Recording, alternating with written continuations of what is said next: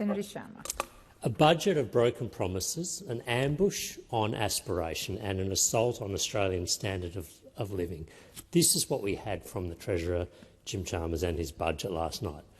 We have had in that budget paper a future foretold of new and higher taxes, of surging inflation, of declining real wages, of higher debt, and all up a fundamental demolition of the Australian dream. This is a budget that will not only make Australians worse off, it destroys their dreams of ever getting ahead. Previous generations have been able to use our tax system to save, invest and get ahead. People like the Prime Minister, Anthony Albanese, and many of his colleagues. But after this budget, Australians will have amongst the highest tax rate on investment anywhere in the world. This Labor budget is increasing the tax on every class of investment, on housing, on shares, on ETFs, on managed funds, on crypto, on small business, on start-ups.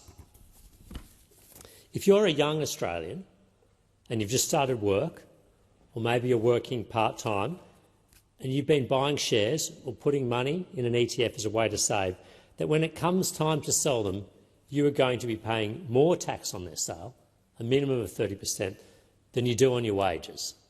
How does that encourage savings and investment? How does that promote aspiration? How does that give young Australians the hope for a better future? If you've got an idea for a small business or a start-up, it's even worse. The tax outlook that you will face there is nothing short of punitive. Rather than helping young people get ahead and providing them with the opportunities that their parents enjoyed, what this budget does is pull the ladder up. It relegates younger people to a future of wage servitude. Not only does this budget destroy the Australian dream, hacking away the hopes of young people for a better future, it will leave Australians worse off in the here and now. This is the future we are facing. Higher taxes, $77 billion in new taxes over the next decade. Income tax receipts growing by another $27 billion over the next year and accounting for the highest share of tax receipts on record. Higher inflation. The budget papers confirm that government spending will be growing at a real rate at twice the rate of the economy.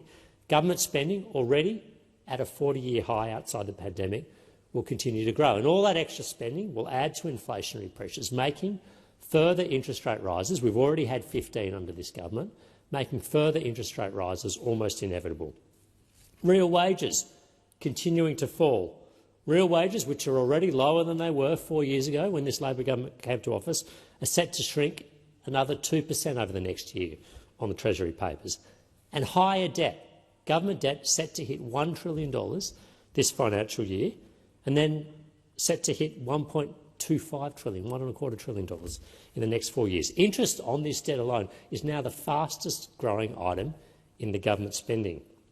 Now, we hear from this government, we keep hearing that this budget is going to help younger Australians, but how does saddling them with more debt help younger Australians? How does higher inflation and falling real wages, how does that help younger Australians? How do higher interest rates help younger Australians? How do higher taxes on investment, the very pathway their parents used to get ahead, how do higher taxes on investment help younger Australians? And where is the intergenerational equity in all of this? Saddling young people with the debt for out-of-control government spending is not intergenerational equity, it's intergenerational larceny.